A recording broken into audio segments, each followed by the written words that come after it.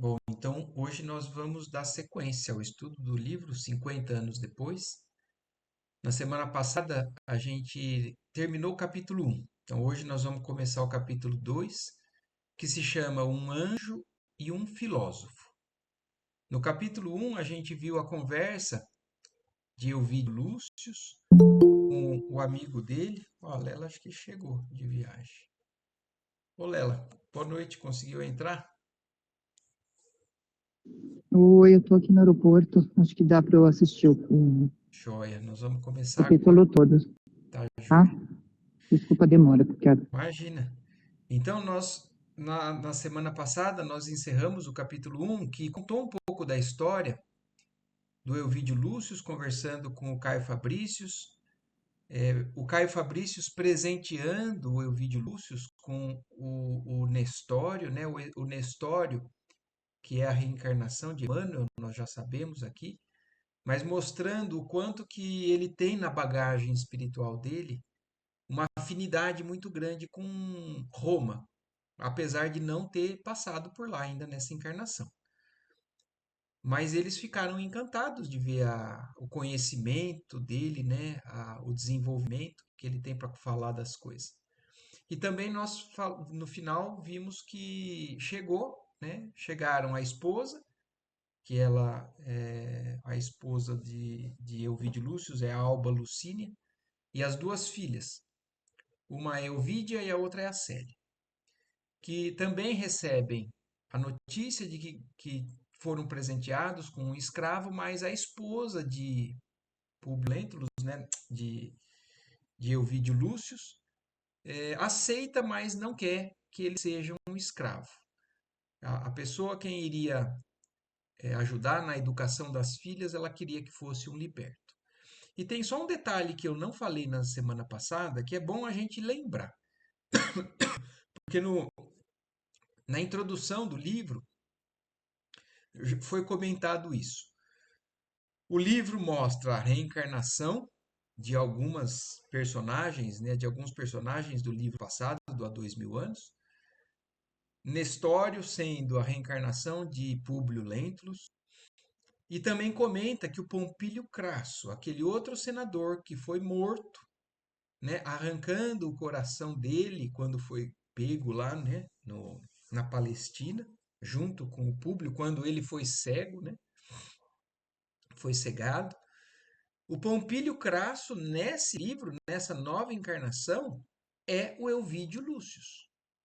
Então, olha que interessante, né? Um reencarnando como um novo patrício romano e o Públio Lentulus como um escravo. São espíritos em situações diferentes, né? Em aberturas diferentes com relação ao aprendizado, arrependimento e uma série de coisas. Mas vamos lá. Um anjo e um filósofo. O palácio residencial do prefeito Lólio Urbico demorava numa das mais belas eminências da colina em que se erguia o Capitólio. Então, a gente também já tomou um pouco de conhecimento nos livros anteriores, né? Tanto no Paulo quanto nesse, mas principalmente no há 2000 anos. Capitólio, né, são uma das colinas de Roma, a Roma antiga, onde foi fundada a cidade de Roma. E Lólio Úrbico, pelo que foi dito no primeiro capítulo, ele é o prefeito de Roma naquela época. E também só recordando de alguns detalhes. O Elvídio Lúcius está retornando para Roma com a família, preocupado com algumas coisas que podem acontecer com relação a uma pessoa que tinha feito parte do passado dele. E essa pessoa, como também foi falado no capítulo anterior, ela é a esposa desse Lólio Úrbico. Ela se chama Cláudia Sabino. Mas vamos lá para a gente, é só para vocês irem se familiarizando com os termos aí, com as pessoas. Mas agora está descrevendo o prefeito, Lólio Úrbico. A fortuna do seu dono era das mais opulentas da cidade, e a sua situação política era das mais invejáveis, pelo prestígio e respectivos privilégios. Embora descendente de antigas famílias do patriciado, não recebera a vultuosa herança dos aboengos mais ilustres, e todavia, bem cedo, o imperador tomara-o a seu cuidado. Então, o Lólio Úrbico é uma pessoa rica, extremamente influente politicamente, porque caiu nas graças do imperador da época. Dele fizera, a princípio, um tribuno militar, cheio de esperanças e perspectivas promissoras, para promovê-lo em seguida aos postos mais eminentes. Transformara-o depois no homem de sua inteira confiança. Fez-lhe doações valiosas em propriedades e títulos de nobreza, espalhando-se, porém, a aristocracia da cidade, quando Adriano lhe recomendou o casamento com Cláudia Sabina, plebeia de talento invulgar e de rara beleza física, que conseguira com o seu favoritismo as mais elevadas graças da corte. Então, também para a gente entender, esse Lólio Úrbico, que já estava, né, já era um dos preferidos do imperador, a pedido do próprio imperador, ele recomenda que ele se casasse. Porque uma pessoa ali, né, com aqueles requisitos, como prefeito, precisaria ter uma esposa. E, inclusive, por uma questão de indicação, por uma questão de um protecionismo do próprio imperador, ele sugere que se case com Cláudia Sabina. Ele achava que Cláudia Sabina era interessante para ser a mulher desse prefeito. Ela era uma plebeia, então era uma pessoa que tinha nascido numa condição de mais pobreza, não era do patriciado, de um talento invulgar. Então ela tinha um talento que não era comum e de uma rara beleza física, uma mulher muito bonita e que então foi sugerido e que se casou com o atual prefeito de Roma. Lólio Úrbico não vacilou em obedecer à vontade do seu protetor e maior amigo. Casara-se displicentemente, como se no matrimônio devesse encontrar uma salvaguarda total de todos os seus interesses particulares, prosseguindo, todavia, em sua vida de aventuras alegres, nas diversas campanhas de sua autoridade militar, fosse na capital do império ou nas cidades de suas províncias numerosas. Então, um casamento de interesse, né, para cumprir um papel social. Mas ele continuava fazendo, né, tendo a vida social dele meio que fora do casamento, mesmo assim. Por outro lado, a esposa, agora prestigiada pelo seu nome, quer dizer, agora ela era esposa do prefeito, também essa tinha interesse nesse casamento, conseguia no seio da nobreza romana um dos lugares de maior evidência. Pouco inclinada às preocupações da matrona, quer dizer, ela não era uma pessoa que tinha tendências à qualidade de mãe ou de dona da casa em si. Não tolerava o ambiente doméstico, entregando-se aos desvarios da vida mundana, ora seguindo o plano delineado pelos amigos, ora organizando festivais célebres, afamados pela visão artística e pela discreta licenciosidade que os caracterizava. Então ela era uma pessoa que vivia de eventos sociais, gostava muito de aparecer ou de promover, né, algo que fosse que desse um certo prestígio na condição onde ela estava.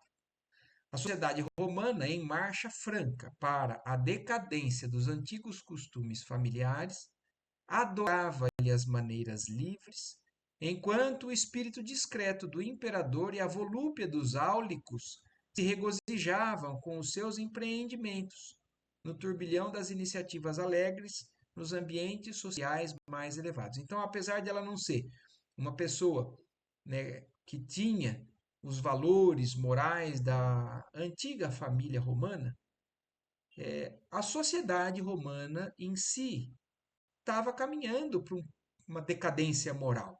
E por isso, muitos adoravam essa maneira dela de lidar ou de fazer as coisas. E assim então foi esse casamento.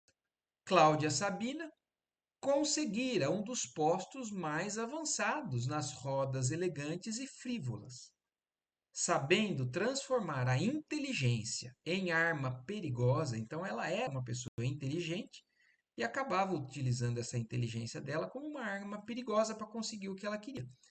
Valia-se da sua posição para aumentar cada vez mais o próprio prestígio. Então ela fazia-se cada vez mais querida perante os outros ali, elevando às culminâncias do meio em que vivia criaturas de nobreza improvisada para satisfazer facilmente os seus caprichos. Assim que, em torno de seus preciosos dotes de beleza física, borboleteavam todas as atenções e todos os desvelos. Então ela era uma pessoa que estava conquistando ali, né, a sociedade na época. Aí tem uma pausa, né? Porque isso foi uma breve descrição do casal, da situação do casal. E aí, agora vai entrar num detalhe do momento em que eles estavam vivendo ali. Só voltando em mais um detalhe. Vocês se lembram que a preocupação do Elvídio Lúcius era com relação a essa Cláudia Sabina, com quem ele tinha tido uma grande paixão na adolescência. Provavelmente, né, falou-se até de uma pessoa, né, de uma criança que nasceu, que o Quinéio Lúcius, que é o pai do Elvídio Lúcius, acabou pegando, né, aos seus cuidados, talvez para fugir de um escândalo social em torno do nome do filho. E então vamos lá, vamos voltar agora a uma situação que está acontecendo ali com a Cláudia Sabina. Entardece. No elegante palácio próximo do templo de Júpiter Capitolino, paira um ambiente pesado de solidão e quietude. Recostada num divã do terraço, vamos encontrar Cláudia Sabina em palestra reservada com uma mulher do povo, em atitudes de grande intimidade. Então a Cláudia Sabina está conversando com uma mulher do povo, né? Alguém ali, não do patriciado, com bastante intimidade. E ela fala: Atéria, dizia ela interessada e discretamente, mandei chamar-te a fim de aproveitar a tua velha dedicação numa incumbência.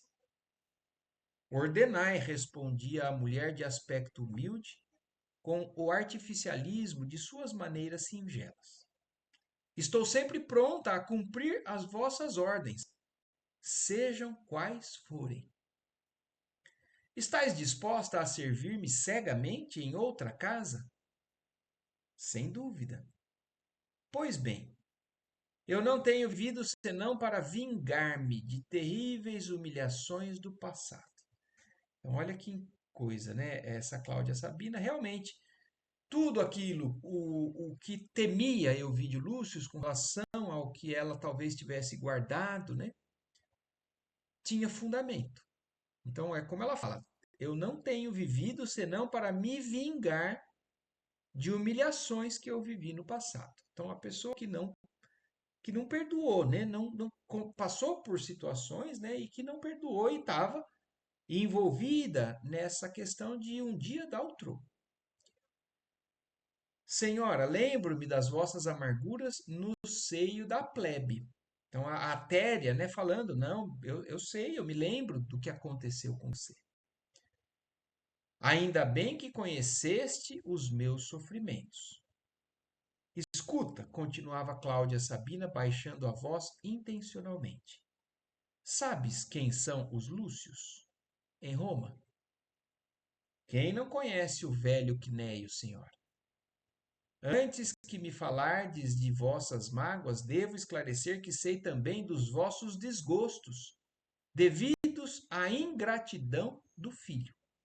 Então, até a Atéria é inteirada totalmente do assunto que aconteceu com relação ao filho do Quinéio, que é o Elvídio Lúcius, e a própria Cláudia, e a ingratidão que ele teve, o filho teve com relação a ela.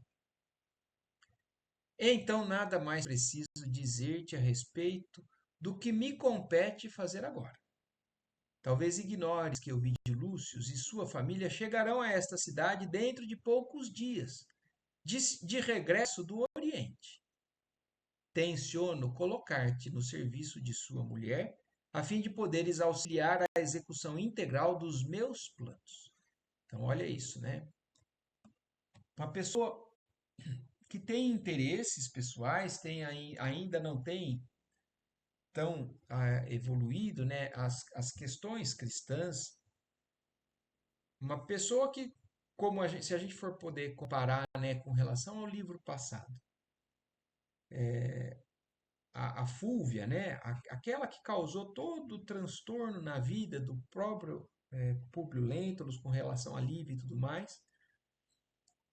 Agora, nesse livro, a Cláudia Sabina é alguém que tem planos, arquiteta, pensa, e acaba, então, agora chamando uma pessoa para poder fazer parte desse plano. E essa pessoa é essa que se chama Atéria. E ela pretende colocar a Atéria trabalhando dentro da casa do Elvídio Lúcio, junto com a esposa do Elvídio Lúcio, a Alba Lucínia. E aí a Atéria, quando ouve isso tudo, fala: ordenai e obedecereis cegamente. Conheces Túlia Sevina, a mulher do tribuno Máximo Contactor? Então são nomes difíceis, né, da época, mas aos poucos a gente vai já ficando familiarizado com tudo isso. Ela mesma. Ao que fui informada, Túlia Sevina foi encarregada por sua antiga companheira de infância de arranjar 2 ou 3 servas de inteira confiança e habilitadas a satisfazer os imperativos da atualidade romana. Assim importa que te apresentes quanto antes como candidata a esse cargo. Então, a Túlia Sevina é amiga de infância da Alba Lucínia, que é a esposa do Elvídio Lúcio. E a Alba Lucínia pediu para a amiga que mora em Roma, falou: estou chegando, eu quero que você se encarregue de contratar 2 ou 3 que vão trabalhar para mim diretamente, de confiança. E aí a Cláudia Sabina, sabendo disso, então quer colocar a Atéria como uma dessas dentro da casa. E aí a Atéria fala: como? Achais provável que a esposa do tribuno venha a aceitar o meu simples oferecimento sem referência que me recomende ao seu critério? Quer dizer, o que a Atéria vai falar? Que ela veio por parte da Cláudia Sabina? Eles sabem, eles têm um receio com relação, conhecem a Cláudia Sabina. Então, como que a Atéria vai se apresentar, né, para Túlia Sevina? E como que a Túlia Sevina vai aceitar? E aí ainda a Cláudia Sabina insiste, né? Precisamos muita ponderação nesse sentido. Túlia jamais deverá saber que és pessoa da minha intimidade. Então isso é algo que ela quer esconder mesmo. Poderias apresentar referências especiais de Crisótemis ou de Musônia, minhas amigas mais íntimas. Todavia, essa medida não ficaria bem igualmente. Suscitaria talvez qualquer suspeita quando eu tivesse mais necessidade de tua intervenção ou de teus serviços. Então a Cláudia Sabina não quer deixar nenhuma pista, né? Nenhum tipo de suspeita de que realmente ela é alguma coisa infiltrada pela Cláudia Sabina. Que fazermos então? Antes de tudo, é necessário te capacites da utilidade dos teus próprios recursos em benefício de nossos projetos. A aquisição de uma serva humilde é coisa preciosa e rara. Apresenta-te a Túlia com a mais absoluta singeleza. Fala-lhe das tuas necessidades. Explica-lhe os teus bons desejos.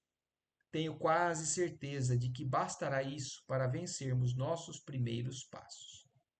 Em seguida, olha a Cláudia Sabina, já fez o plano de como ela acha que já vai conseguir e conseguindo já continua dando as próximas orientações. Em seguida, conforme espero, serás admitida ao ambiente doméstico de Alba Lucínia, a usurpadora da minha aventura. Então ela encara a Alba Lucínia como a pessoa que roubou a felicidade dela. Servi-la-ás com humildade, submissão e devotamento, até conquistar-lhe confiança absoluta. Não precisarás procurar-me a miúde para não despertar suspeitas em torno de nossas combinações. Virás a esta casa um dia em cada mês, a fim de estabelecermos os acordos necessários. A princípio, estudarás o ambiente e cientificarás de todas as novidades e descobertas da vida íntima do casal. Mais tarde, então, veremos a natureza dos serviços a executar. Posso contar com a tua dedicação e com o teu silêncio? Estou inteiramente às ordens e cumprirei as vossas determinações com absoluta fidelidade. Confio nos teus esforços. E assim dizendo, Cláudia Sabina entregou à comparsa algumas centenas de sestércios, em penhor de mútuos compromissos. Então já pagou adiantado, né, para a Atéria, aquilo que ela achava que já era necessário já adiantar. A Atéria guardou o preço da primeira combinação avidamente, lançando um olhar cúpido à bolsa e exclamando atenciosa: podeis estar certa de que serei vigilante, humilde e discreta. Caíam as sombras da noite sobre os montes albanos, mas a emissária de Cláudia procurou Túlia Sevina daí a algumas horas, para os fins conhecidos. A esposa do tribuno Máximo Contactor, Patrícia de coração bondoso e afável, recebeu aquela mulher do povo com generosidade e doçura.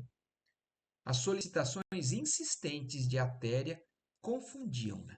Então, apesar de ela ser uma pessoa boa, né, generosa e doce, a maneira que a Atéria estava insistindo estava confundindo um pouco ela.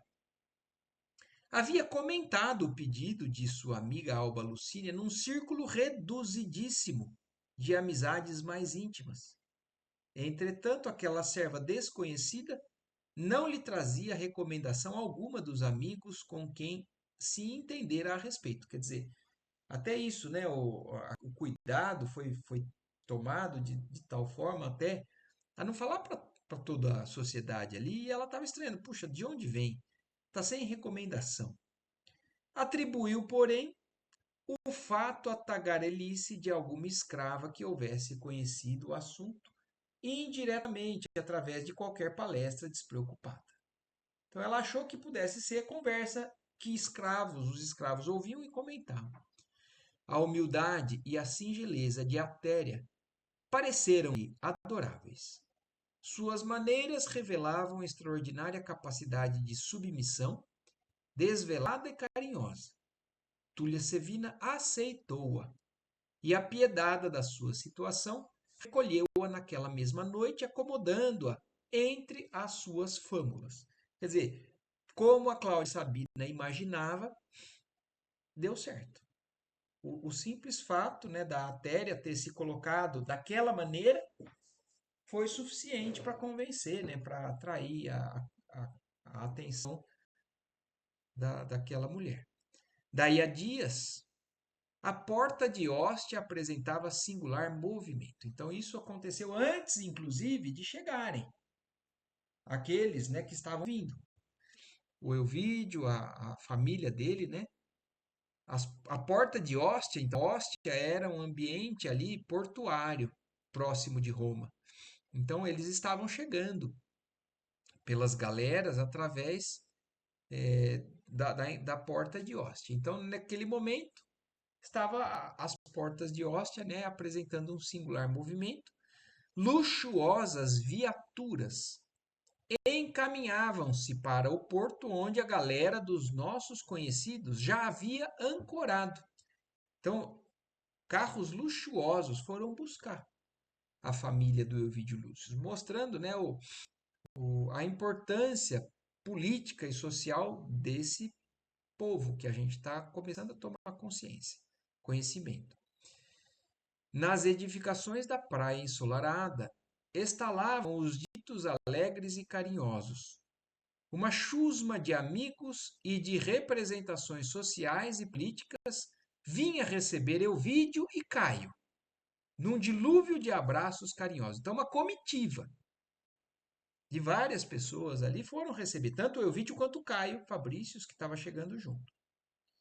Lólio Úrbico e a esposa chegavam igualmente ao lado de Fábio Cornélio e de sua mulher Júlia Spinter. velha Patrícia, conhecida por suas tradições de orgulhosa sinceridade. Então, voltando, né, o Lólio Úrbico e a Cláudia Sabina, prefeito, estavam lá para receber Elvídio Lúcio. O Fábio Cornélio e a Júlia Spinter, também é um outro casal, também estavam lá. Túlia Sevina e Máximo Contactor lá se encontravam também ansiosos pelo amplexo fraternal dos amigos, que por largos anos se haviam ausentado. Numerosos parentes e afeiçoados disputavam entre si o instante de estreitar nos braços amigos os queridos recém-chegados. Mas, dentre toda a multidão, destacava-se o vulto venerando de Quinéio Lúcio. Eu acho muito bonito isso que tem nesse livro, para a gente ter uma noção já de quem são alguns desses espíritos, né? Então, o Emmanuel já faz questão de enfatizar aqui que algumas figuras se destacavam. Então, no meio daquela multidão, destacava-se o vulto venerando de Quinéio Lúcio. O Quinéio Lúcio é o pai do Elvídio Lúcio. E o Quinéio Lúcio, eu vou ampliar as informações aqui, eu já até falei isso, né, nos domingos anteriores, mas é só para relembrar, para que a gente fixe isso. Quem não conhece livro do Chico Xavier, que tem como psicografia pelo Chico do espírito Neio Lúcio, um dos livros mais recomendados, inclusive, né, do Neio Lúcio para oração, né, para o Evangelho no Lar, é um livro que se chama Jesus no Lar. Foi ditado pelo espírito Neio Lúcio. O Neio Lúcio também ditou Alvorada Cristã e outros livros para o Chico. Esse espírito que se chegou próximo do Chico para nos trazer uma série de mensagens maravilhosas que são referências para nós, é esse encarnado nessa época. É esse espírito que na época, no ano de 130 e pouco, né, depois de Cristo, estava vivendo ali no seio do patriciado romano. Mas ele era um espírito diferenciado.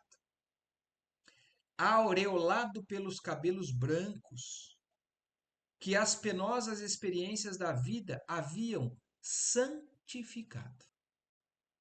Uma atmosfera de amor e veneração fazia-se em torno da sua personalidade vibrante de cultura e generosidade, que 75 anos de lutas não conseguiram empanar.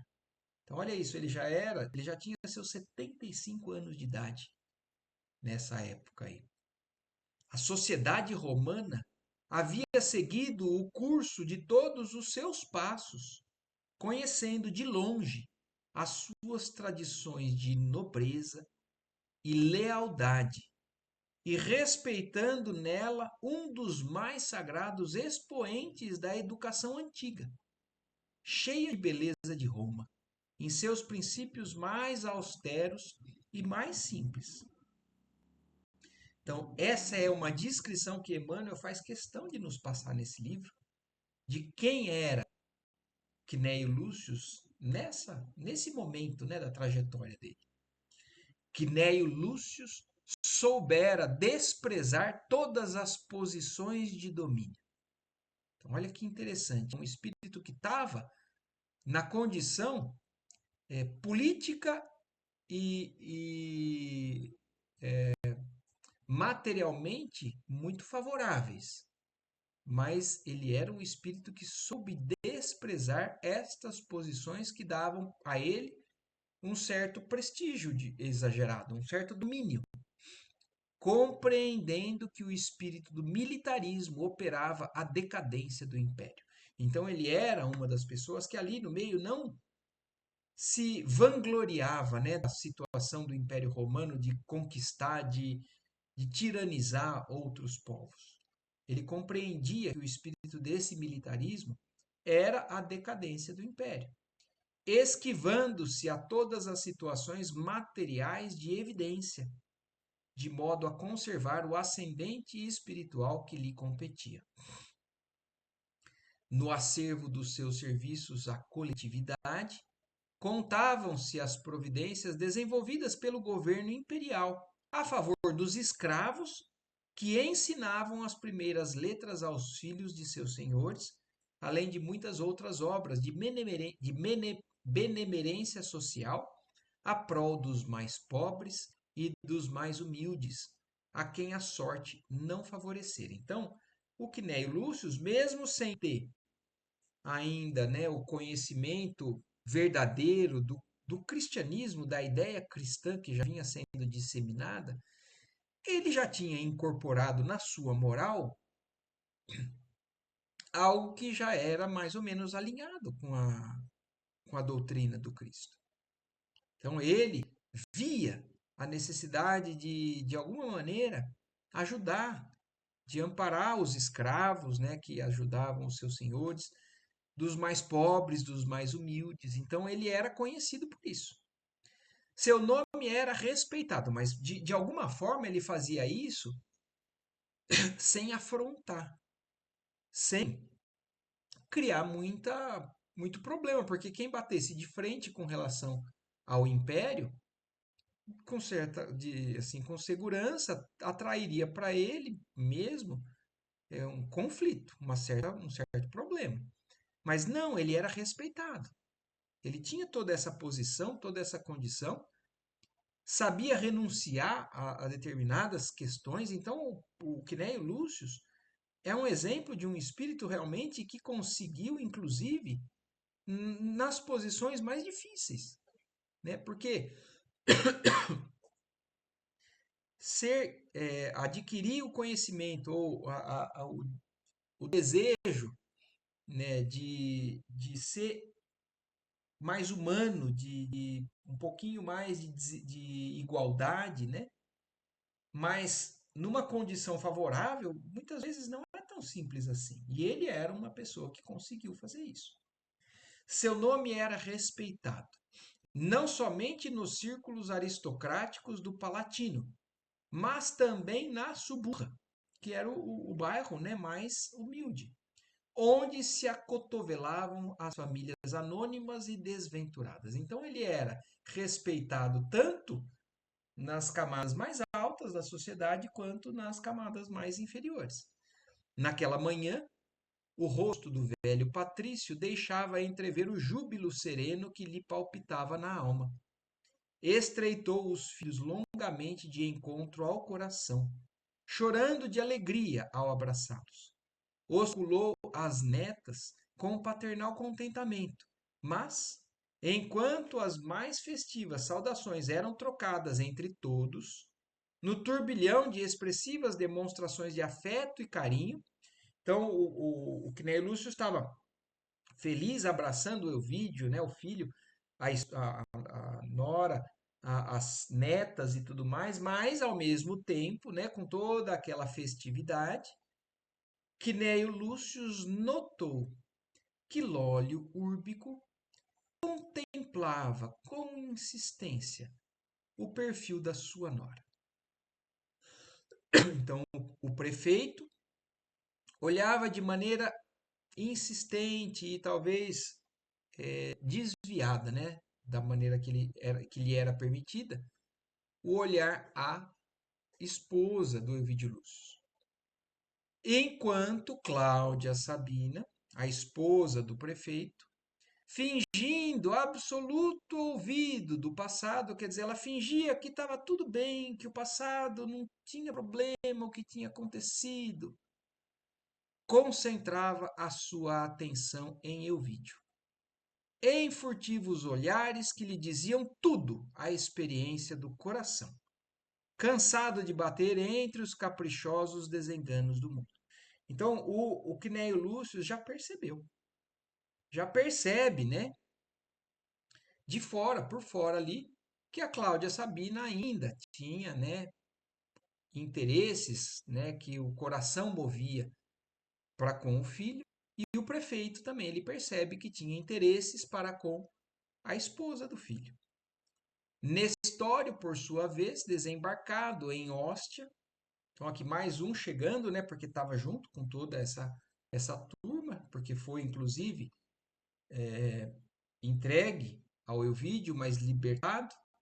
E agora fazia parte, inclusive, ele iria participar da família, e educando, inclusive, as filhas do Ovidio Lúcio. Então, Nestório, por sua vez, desembarcado em Ostia, por satisfazer um velho sonho. Então, agora vamos lembrar também daquilo que a gente viu no capítulo passado. O Nestório nunca esteve em Roma, mas o seu espírito tem uma atração muito grande por Roma, por conta da encarnação passada dele como senador romano. Então, ele tinha um velho sonho, e naquele momento ele estava concretizando aquele sonho. Qual o de conhecer a cidade célebre e poderosa. Sentia estranhas comoções a lhe vibrarem no íntimo, como se estivesse a rever lugares amigos e queridos. Então, olha que interessante, né? A sensação dele era de, eu já conheço aqui. São lugares que me são caros, né? Guardava a convicção de que o panorama, agora desdobrado aos seus olhos ansiosos, era-lhe familiar dos mais remotos tempos. Não podia precisar a cronologia de suas recordações, mas conservava a certeza de que, por um processo misterioso, Roma estava inteira na tela de suas mais entranhadas reminiscências. Então, aqui, isso é bagagem do espírito.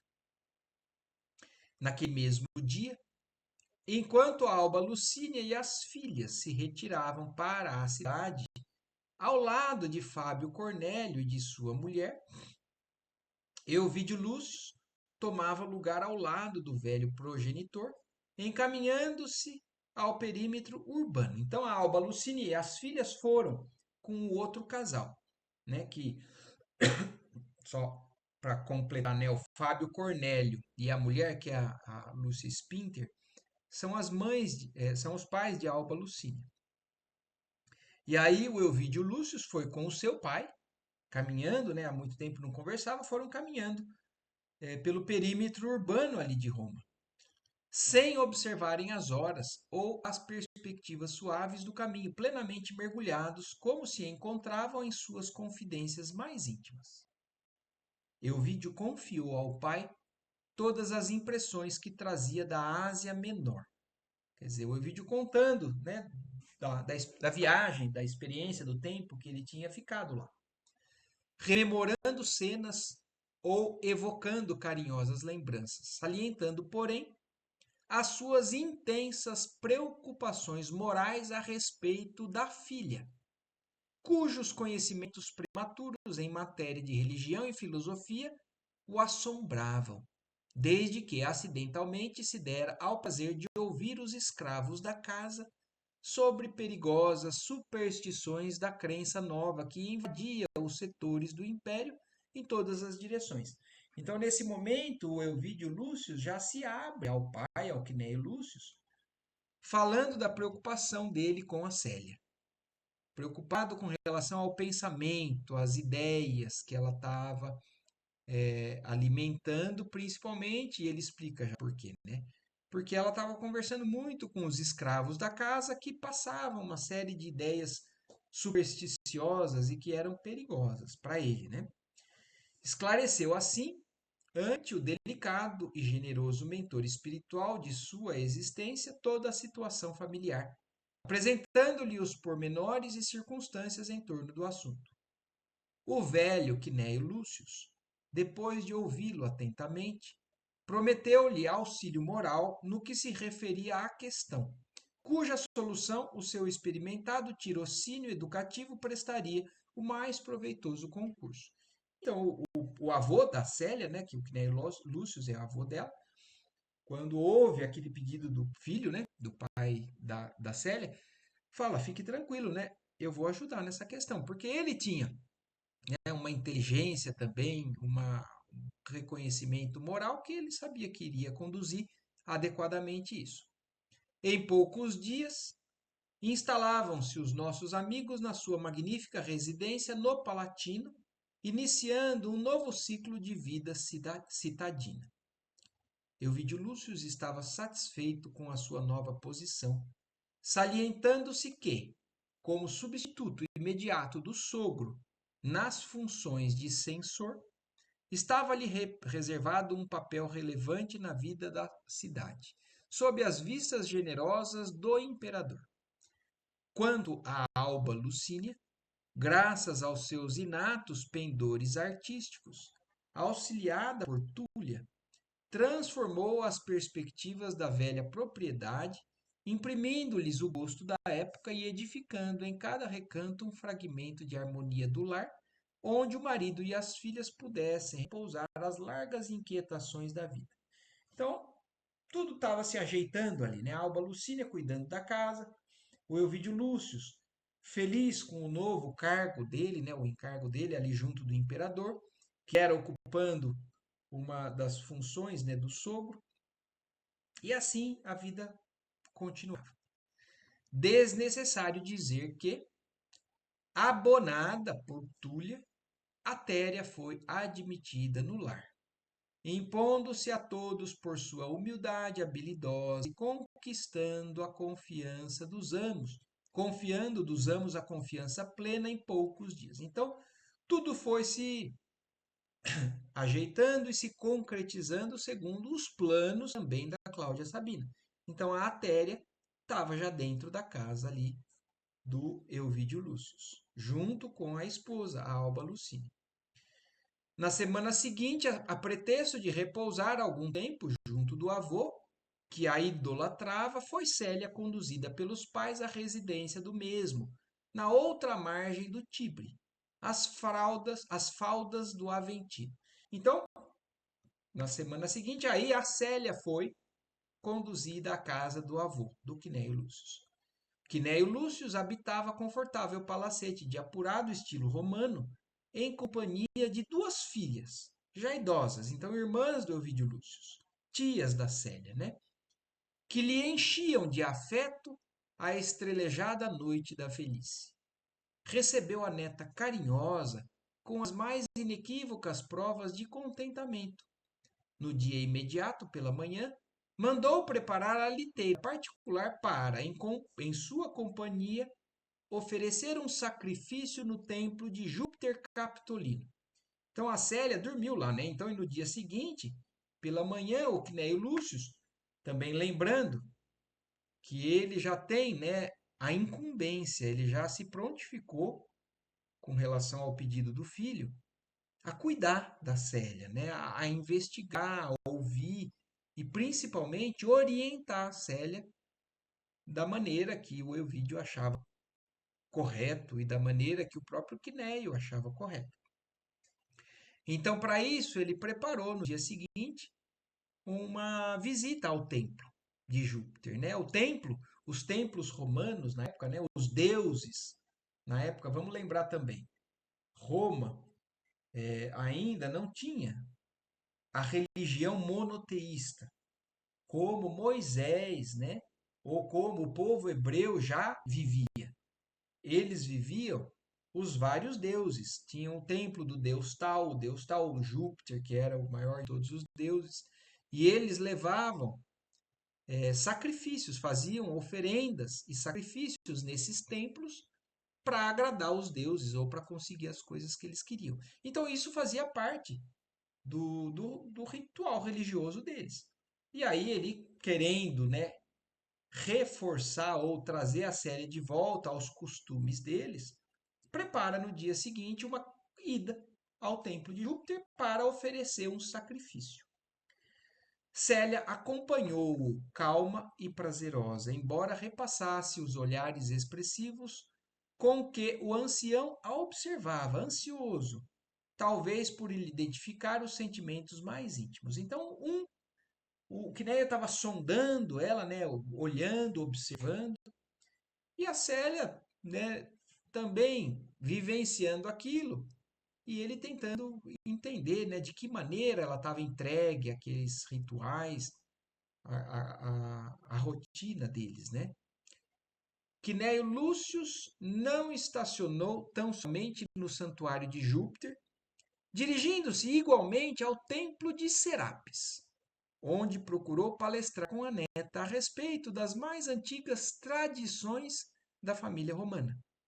A jovem não lhe contradisse as palavras, nem interrompeu a carinhosa preleção, submetendo-se à maior obediência no que se referia à ritualística dos templos. Então, olha que interessante. Olha também, vamos também chamar a atenção para um detalhe. Vocês se lembram que no prefácio do livro, o Emmanuel falou: a história desse livro gira em torno de um ser de luz. Esse ser de luz se chama Célia. E aqui a gente já começa a ver. A Célia, ela é uma adepta das ideias cristãs, né? Está tomando conhecimento e realmente já entendendo que aquilo é o que faz sentido, porque ela é um espírito já alinhado às ideias cristãs, mesmo antes de conhecer, né? Pelo menos naquela encarnação, agora já conhecendo. Mas o que um espírito jamais avançado faz? Né? Porque nós, quando a gente toma um conhecimento de algo que a gente toma como verdade, geralmente a gente conflita com os que pensam diferente. Então, a hora que eu descubro que o Espiritismo diz verdades, aí eu quero, assim, eu quero degladiar, eu quero conversar, eu quero debater com as pessoas tentando convencê-las do contrário. Ou vou menosprezar os outros rituais, as outras formas religiosas. Isso normalmente acontece, né? Então existe separação por parte de espíritos ainda mais inferiores. Então o sectarismo, a divisão, as disputas, isso tudo é coisa do ego, né, do orgulho. Mas a Célia já mostrando que apesar de talvez não concordar mais com toda aquela ritualística que ela cresceu aprendendo, ela se submeteu a acompanhar tudo aquilo com a maior obediência, né? Não interrompeu nenhuma das palavras que o avô estava falando com ela, submetendo-se à maior obediência no que se referia a esses rituais, conforme os regulamentos instituídos em Roma pelos padres flamínios. Então, isso já era ritual, né? Não tem nada a ver com os padres do cristianismo, do catolicismo, né? São aqueles quem determinavam rituais religiosos da época. Então, é nesse contexto aqui que a gente vê agora a neta começando a conversar com o avô querendo começar a resgatar valores que para ele eram importantes, porque fazia parte da cultura deles. Mas por hoje nós vamos parar por aqui. Porque agora vai entrar nessa conversa entre a Célia e o avô. Mas eu quero só lembrar, então nós já entendemos uma série de coisas que estão acontecendo aqui no livro, mas só lembrando, né, a questão do nome do capítulo. Um anjo e um filósofo.